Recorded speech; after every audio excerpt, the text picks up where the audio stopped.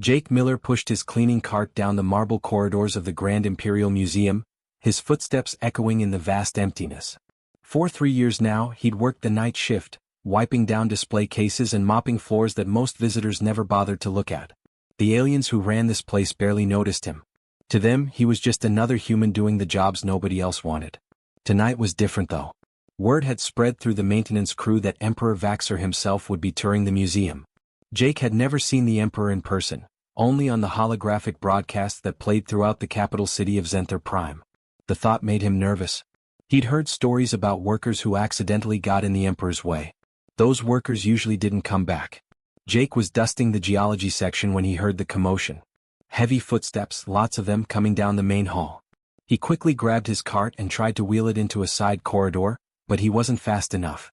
The doors burst open and a wave of Imperial guards flooded in, their crystalline armor gleaming under the museum lights. They moved with military precision, checking every corner and doorway. Behind them came the curators, a group of tall, gray-skinned aliens in flowing robes. They were talking rapidly in their clicking language, gesturing at various displays. And then at the center of it all came Emperor Vaxxer. The Emperor was massive, easily 8 feet tall, with 4 arms and skin that shimmered like oil on water. His eyes were pure black, without any visible pupil, and they seemed to absorb the light around him. He wore robes embedded with gemstones that pulsed with their own inner glow. Every step he took radiated power and authority. Jake pressed himself against the wall, trying to become invisible. He'd learned that trick early on. Stay still, stay quiet, and maybe they'd forget you were there. The Emperor's procession moved through the main exhibits, pausing occasionally as the curators explained various artifacts. Jake could hear snippets of conversation, mostly complaints. The Emperor seemed bored, unimpressed by treasures that represented the wealth of 100 conquered worlds. Then they reached the security door at the far end of the hall. Jake had never been past that door. It required special clearance, the kind that maintenance workers definitely didn't have. But tonight the guards opened it wide and the whole group filed through. One of the curators spotted Jake and made a sharp gesture. "Get in here." Jake's heart hammered as he abandoned his cart and followed them down a narrow staircase. The air grew colder with each step, and the lighting shifted from the warm glow of the museum to harsh, flickering strips that barely held back the darkness. They were going deep, far below the public areas. The stairs opened into a massive vault. Unlike the pristine galleries above, this place was neglected. Dust covered everything. Cobwebs stretched between forgotten crates and boxes.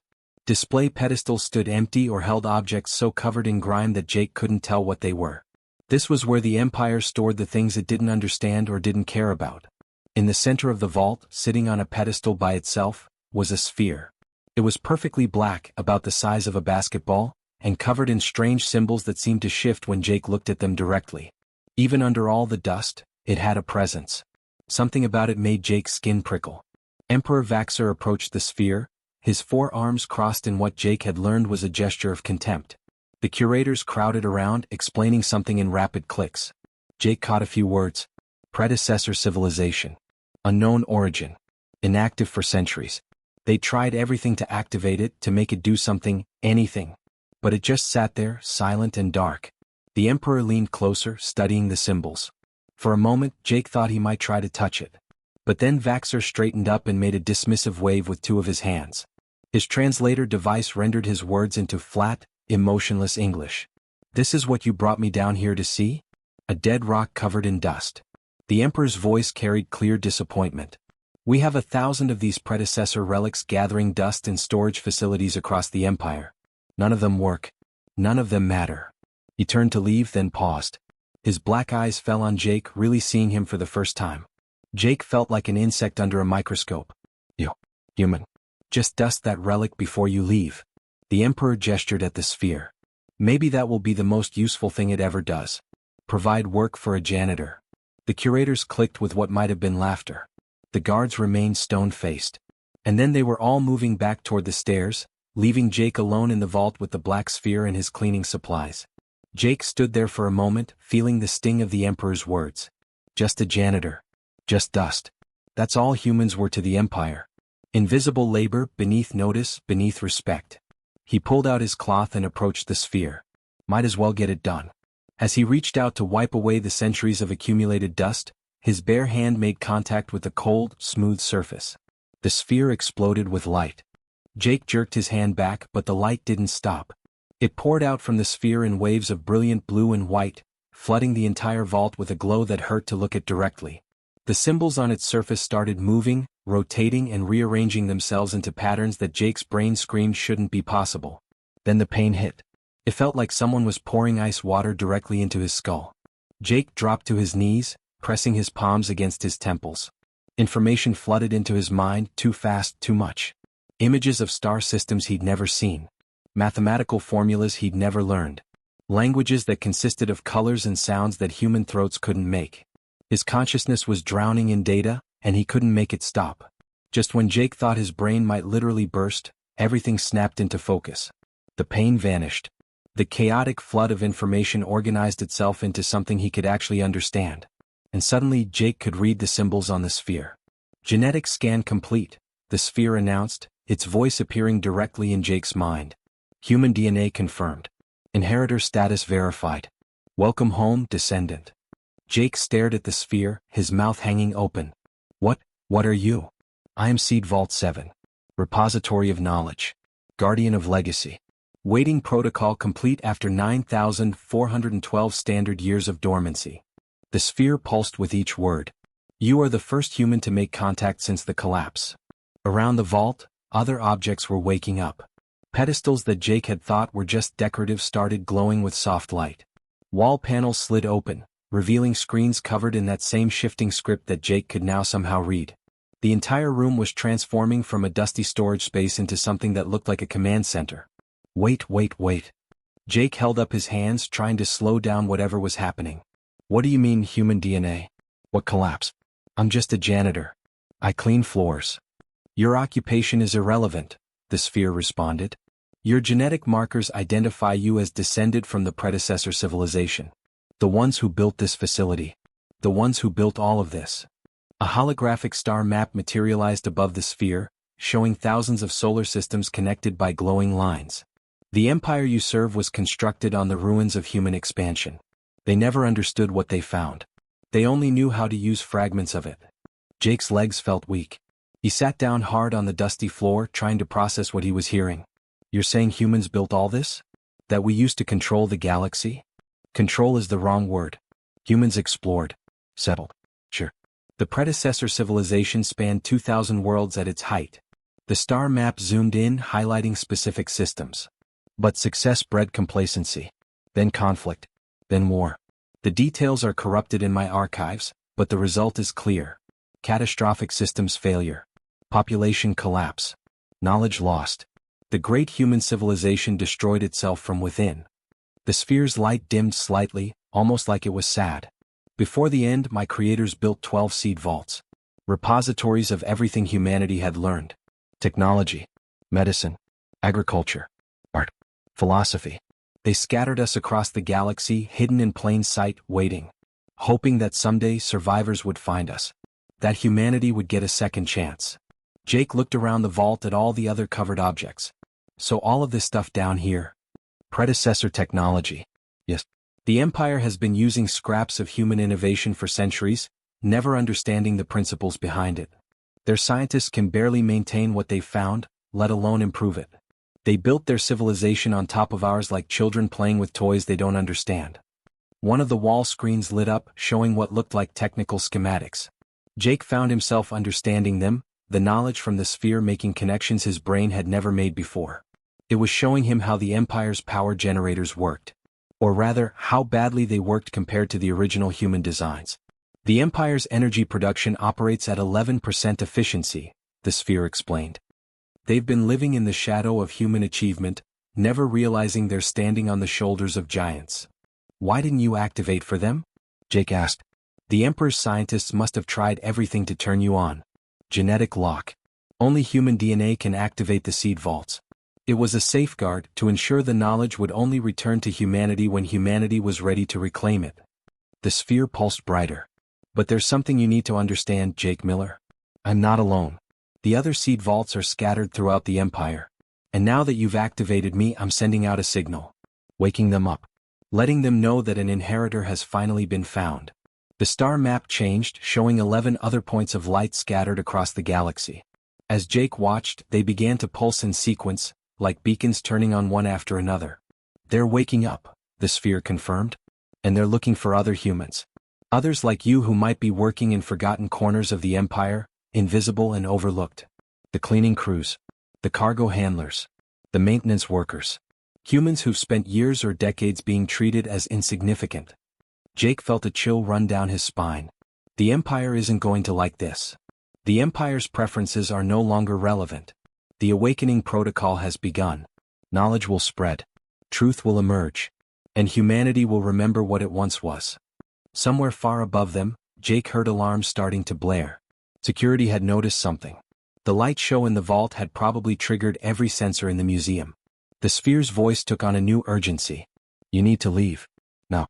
They will try to capture you, study you, determine how you activated me. You cannot let that happen." "Where am I supposed to go?" Jake scrambled to his feet. "This is the Empire's capital world. There's nowhere to hide. I will guide you. The museum is filled with predecessor technology. I can interface with all of it now. Doors will open. Security systems will fail. I will create a path." The sphere's light condensed into a thin beam pointing toward a section of wall. "But you must move quickly." "And Jake?" "Yeah. Find the others. Find the humans who are waking up to their inheritance. You're not just a janitor anymore. You're the first inheritor. And the Empire is about to learn what that means." The wall section slid open, revealing a maintenance tunnel that Jake had never known existed. Behind him, he could hear heavy footsteps on the stairs. The Emperor's guards were coming. Jake took one last look at the glowing sphere, then ran into the darkness of the tunnel. Behind him, the vault blazed with light that hadn't been seen in nearly 10,000 years. The awakening had begun. "They're breaching the administrative wing," Trill said. "We're out of time." The sphere said there are passages the Empire doesn't know about. "The sub-basement. Follow me." They ran together through the corridors, Trill leading the way with surprising speed for her age. The building shook again as guards blasted through another door somewhere behind them. Jake could hear their heavy footsteps getting closer. They reached a stairwell that descended into darkness. Trill pulled a light stick from her robe and cracked it, casting everything in green glow. They went down 3 levels, past the official sub-basement, into areas that looked like they hadn't been accessed in centuries. At the bottom, Trill pressed her hand against what looked like a blank wall. "Here. This is as far as I can take you." The wall shimmered and became transparent, revealing a tunnel that stretched into darkness. "What is this?" Jake asked. "Predecessor transit system. It connects to other sites across the city." Trill's voice was sad. "I always hoped to explore it someday. Now you'll have to do it for me. Come with me." She shook her head. "I'm old, Jake. I'd only slow you down. Besides, someone needs to stay behind and misdirect the guards. Buy you time." She smiled. "Go find the other inheritors. Show the galaxy what humanity really is." Above them, the doors to the stairwell exploded inward. Guards poured through, their weapons charging with an electric whine. Jake stepped through the wall into the tunnel. The last thing he saw before the wall solidified again was Curator Trill, standing alone at the bottom of the stairs, facing down an entire squad of Imperial guards with nothing but her research and her courage. Then Jake was running again, deeper into the darkness, while the sphere whispered coordinates in his mind, and somewhere across the galaxy, other humans were waking up to impossible inheritance. The predecessor tunnel stretched for miles beneath the capital city. Jake ran until his lungs burned and his legs felt like rubber, following the glowing path that only he could see. The sphere's voice guided him through intersections and down passages that branched off in every direction, part of a network that must have once connected the entire planet. Finally, Jake collapsed against a wall in a wider chamber where the tunnel opened up. His heart hammered in his chest as he gasped for air. He'd never been much of an athlete. 3 years of pushing a cleaning cart hadn't exactly prepared him for running from an entire empire. "You need to rest," the sphere said gently. "But not for long. The Emperor has mobilized forces across the entire sector. They're searching for any human who might pose a threat." Jake wiped sweat from his forehead. "How many other humans are out there?" "You said there were other seed vaults." 11 others. They've all received the activation signal. They're searching for compatible genetic markers within their range." The sphere paused. "I'm detecting responses now. 6 vaults have found inheritors. They're making contact. Can you show me?" The air in front of Jake shimmered, and suddenly he was looking at 6 holographic windows, each showing a different scene playing out across the galaxy. The images were grainy like security footage, but clear enough to see what was happening. The first window showed a cargo bay on what looked like a freight station. A woman named Beth was loading containers onto a transport ship, her movements mechanical and tired after what must have been a long shift. She reached for a crate marked with predecessor symbols, and the moment her hand touched it, the crate exploded with the same blue-white light that Jake remembered. Beth stumbled backward, her eyes wide with shock as information poured into her mind. The second window revealed a commercial kitchen where a man named Ryan was cleaning up after the dinner rush. He was scrubbing down a prep station when he noticed something glowing beneath the floor panels. Curious, he pried one up and found a small crystalline device embedded in the foundation. The moment he touched it, his entire body went rigid as the device activated, recognizing his DNA and downloading centuries of knowledge in seconds. The third showed an office building on some corporate world.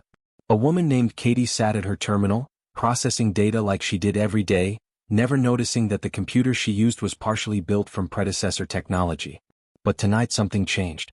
The system recognized her genetic signature through the interface, and suddenly her screen filled with information that shouldn't exist. Mathematical formulas, star charts, engineering specifications. Katie's hands flew across the keyboard as she tried to understand what was happening. The fourth window displayed a medical clinic on a frontier colony. A man named Tyler was restocking supplies in a storage room when he found an old piece of equipment that nobody had been able to make work for years. On a whim, he pressed his hand against it. The device lit up immediately, and Tyler gasped as medical knowledge flooded into his brain. Techniques for treating injuries and diseases that the Empire's doctors had never figured out. The fifth showed a terraforming station on a desert world. A woman named Amy was performing routine maintenance on atmospheric processors when her scanner detected an anomaly beneath the sand. She dug down and found a metal sphere identical to the one Jake had touched. The moment Amy's fingers brushed its surface, she understood. The terraforming equipment the Empire had been struggling with for decades was working at a fraction of its potential. And now she knew how to fix it. The sixth window revealed a repair bay on a military station. A man named Cole was working on a patrol ship's engine, trying to fix a problem that had stumped the station's chief engineer. He noticed some unusual components in the engine design, parts that didn't match anything in the Empire's technical manuals. When he touched one to examine it more closely, the component recognized him. Suddenly Cole understood the engine completely. He could see all the ways the Empire had modified the original human design, making it slower and less efficient. Jake watched all 6 scenes play out simultaneously. 6 ordinary humans, doing ordinary jobs in forgotten corners of the Empire. 6 people who'd been invisible their entire lives, suddenly waking up to an impossible legacy. "They're like me," Jake whispered. "Nobody special. Just people trying to get by." "That was intentional," the sphere explained. The seed vaults were designed to activate for any human, regardless of status or education. The predecessors understood that greatness isn't determined by birth or position. It comes from what people choose to do with the opportunities they're given. The holographic windows shifted, showing what happened next.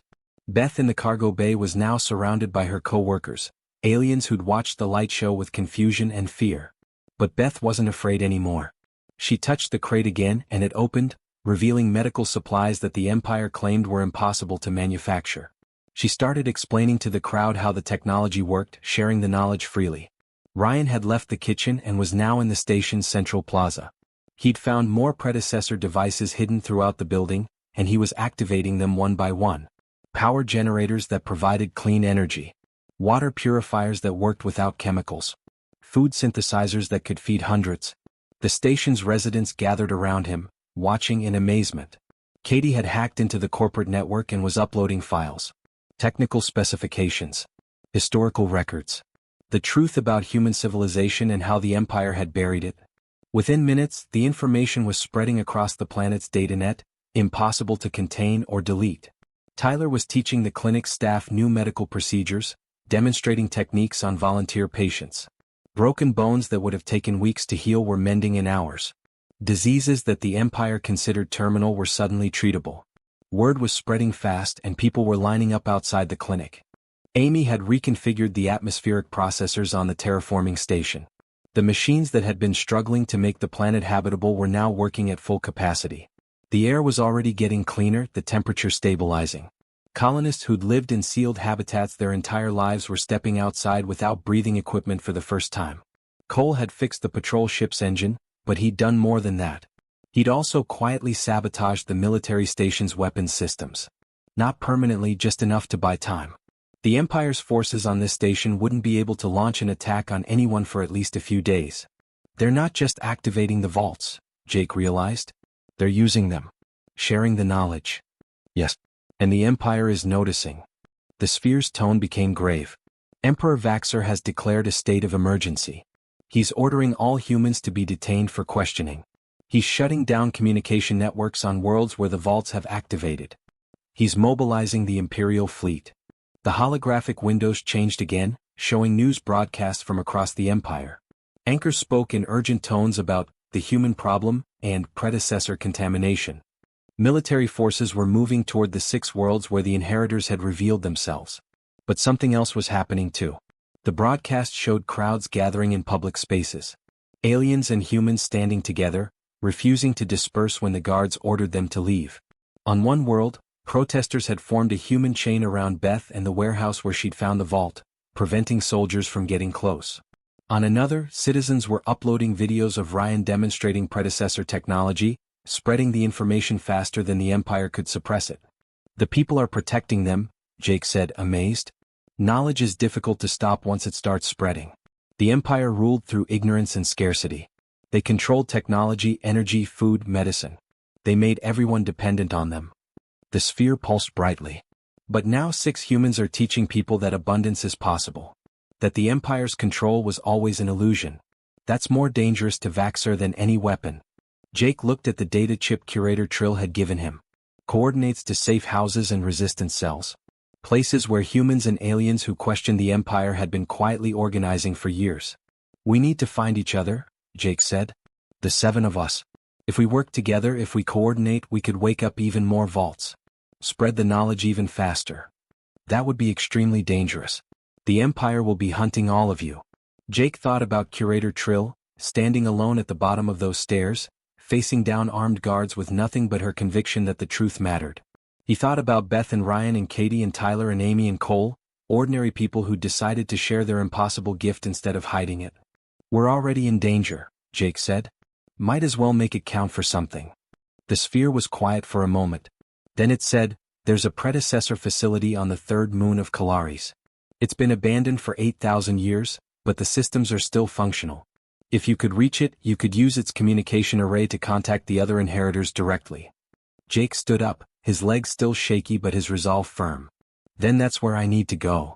Above them, somewhere in the city, alarms continued to wail as the Empire tore apart the capital looking for one janitor who'd touched the wrong sphere. But Jake Miller wasn't just a janitor anymore. He was an inheritor. And across the galaxy, 6 others like him were teaching the universe that humanity's greatest achievement wasn't technology or conquest. It was the simple human instinct to share what they had with anyone who needed it. Retried. Getting off Zenther Prime turned out to be easier than Jake expected. The predecessor tunnel system connected to the old spaceport, the one that had been built thousands of years ago and then buried when the Empire constructed their gleaming new facility on top of it. Jake found a small cargo ship that still had fuel in its tanks, probably forgotten decades ago. The sphere walked him through the startup sequence, and within hours Jake was piloting through space for the first time in his life. The journey to Kalaris took 3 days. Jake spent most of that time listening to the sphere explain the history of human civilization. The rise. The golden age. The slow decay that came from forgetting why they'd reached for the stars in the first place. It wasn't a war that destroyed the predecessors. It was exhaustion. People stopped exploring. Stopped sharing. Stopped caring about anything beyond their own immediate needs.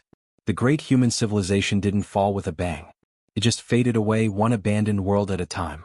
But they'd left behind the seed vaults. A gift to whatever came after. A second chance. The 3rd moon of Kalaris was a barren rock, barely large enough to hold an atmosphere. Jake landed near the coordinates the sphere had given him and found the facility buried beneath layers of dust and time. It took him 6 hours to dig out the entrance and get the main power restored. Inside, the facility hummed to life like it had only been sleeping, not dead for 8,000 years. Screens flickered on. Lights illuminated corridors that hadn't seen use since before the Empire even existed. And in the central chamber, Jake found what he'd come for. A communication array powerful enough to reach across the entire galaxy. I'm establishing connections now, the sphere said. The other vaults are responding. Routing through secure channels. You'll be able to speak with them shortly. Jake waited, his heart pounding. He'd seen the other inheritors through the holographic windows, but that was different from actually talking to them. What would he even say? Hi, I'm the janitor who started all this? One by one, faces appeared on the screens around the room. Beth, with grease still on her face from loading cargo. Ryan, wearing his kitchen uniform. Katie, her eyes red from too many hours staring at computer screens. Tyler, still in his medical scrubs. Amy, covered in the red dust of the desert world she was terraforming. And Cole, his hands stained with engine oil. They all looked tired, scared, but determined.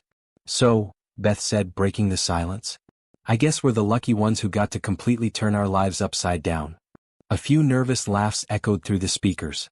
How bad is it on your worlds? Jake asked. Bad, Tyler said. The Empire tried to arrest me yesterday. The colonists formed a barrier around the clinic. 3 people got hurt before the soldiers backed off. They shut down the datanet on my planet, Katie added. But people are spreading the information on physical drives now. Sneaking them past checkpoints. The Empire can't stop it. Cole leaned closer to his screen. I've been monitoring military communications. The Empire is mobilizing everything they have. They're calling this an existential threat. Emperor Vaxer is personally commanding the response. He's scared, Jake said. The sphere told me the Empire's entire power structure is built on predecessor technology they barely understand. If people realize they don't need the Empire to have access to that technology, the whole thing collapses, Amy finished. I've been thinking about that. About what comes next. That's actually why I contacted you all, Jake said. The seed vaults contain more than just useful technology. They also contain weapons, military systems, things the predecessors built during their wars. He paused, knowing what he was about to say would change everything. We could use them. Take down the Empire. Force them to surrender. The silence that followed was heavy. How powerful are these weapons? Cole asked quietly. The sphere answered. Sufficient to destroy planets. Collapse stars. Sterilize entire sectors of space. The predecessors created tools of unimaginable destruction before they realized that victory through violence was just another form of defeat. That's why they collapsed, Jake said. They won their wars but lost themselves in the process. The seed vaults were built after that. A different approach. A better one. Beth shook her head. So we have weapons that could end the Empire tomorrow, but using them would make us exactly what the Empire claims we are. Dangerous. Destructive. A threat to the galaxy. What's the alternative? Ryan asked. Just keep teaching people and hope the Empire doesn't crush us first? They have fleets. Armies. We're 7 people. 7 people who've already changed 6 worlds, Amy pointed out. The Empire's sending soldiers to my colony, but you know what happened yesterday? The Kellian workers at the terraforming station refused to help them. Said they weren't going to be part of suppressing knowledge that could help their own people. Those are aliens standing up for a human and what she's teaching them. Tyler nodded. Same thing at my clinic. Half my patients are Drellian. They're bringing their families. Spreading word about the treatments. The Empire can't arrest all of them without starting a civil war. That's the point, Jake said, finally understanding what the predecessors had been trying to teach. We don't need to beat the Empire. We just need to make them irrelevant. Keep sharing the knowledge. Keep teaching people that abundance is possible. Eventually, the Empire won't be able to maintain control because nobody will need them anymore. That could take years, Cole said. Decades even. The predecessors spent 10,000 years building their civilization, the sphere reminded them. Real change doesn't happen overnight. But it does happen if enough people choose to work toward it. Katie pulled up data on her screen. I've been analyzing the information spread patterns. Every person we teach directly shares with an average of 12 others. Those 12 each share with more. It's exponential. If we can avoid getting captured for just 6 more months, the knowledge will be too widespread to contain. 6 months of the Empire hunting us, Beth said. 6 months of people getting hurt trying to protect us. 6 months of changing the galaxy, Amy countered. I vote we keep going. No weapons. Just knowledge. One by one the others agreed. Even Cole, who'd looked the most uncertain, finally nodded. All right. But we need to be smart about this. Coordinate our efforts. Watch each other's backs. They spent the next 4 hours planning. identifying other potential seed vault locations, establishing communication protocols, organizing the networks of people on their worlds who wanted to help. It wasn't a military campaign. It was something much more human. A grassroots movement built on the simple idea that everyone deserved access to the tools that could improve their lives. As the meeting ended and the screens went dark one by one, Jake felt something he hadn't felt in years. Oh. The sphere spoke softly. The Emperor is en route to this location. He'll arrive within 12 hours. You need to leave. Let him come, Jake said. I have something I want to say to him. When Emperor Vaxor's flagship arrived at the moon, Jake was waiting outside the facility. The Emperor descended in his personal shuttle, surrounded by guards, their weapons trained on the human janitor who'd caused so much trouble. Vaxor approached, his forearms crossed in disgust. You've created chaos across my empire, human. Thousands of worlds are in upheaval because of you. Not because of me, Jake said calmly. Because you built your empire on lies. You told everyone the predecessors were primitive. That humans were inferior. That scarcity was natural and control was necessary. He gestured at the facility behind him.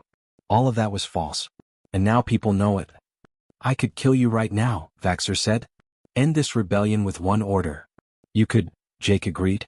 But it wouldn't change anything. 6 other inheritors are out there teaching thousands more. The knowledge is spreading faster than you can suppress it. You can't kill an idea, Emperor. And the idea that people deserve better than what you've given them? That's already won. Vaxor stared at him for a long moment. Then surprisingly he laughed. You think you've beaten me? I have armies, fleets, resources beyond counting. And I have something you'll never have, Jake said. I have people who choose to help me because they believe in what I'm doing. Not because they're afraid of me. Not because I'm paying them. Because they want a galaxy where everyone has enough. Where knowledge is shared, not hoarded. Where being human means reaching out instead of closing off. The Emperor's expression hardened. That's the dream that destroyed your predecessors. Cooperation.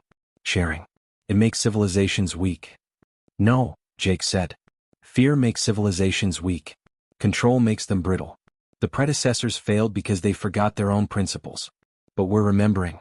And this time we're teaching everyone, not just humans. We're offering the same choice to the whole galaxy that I'm offering you right now. And what choice is that?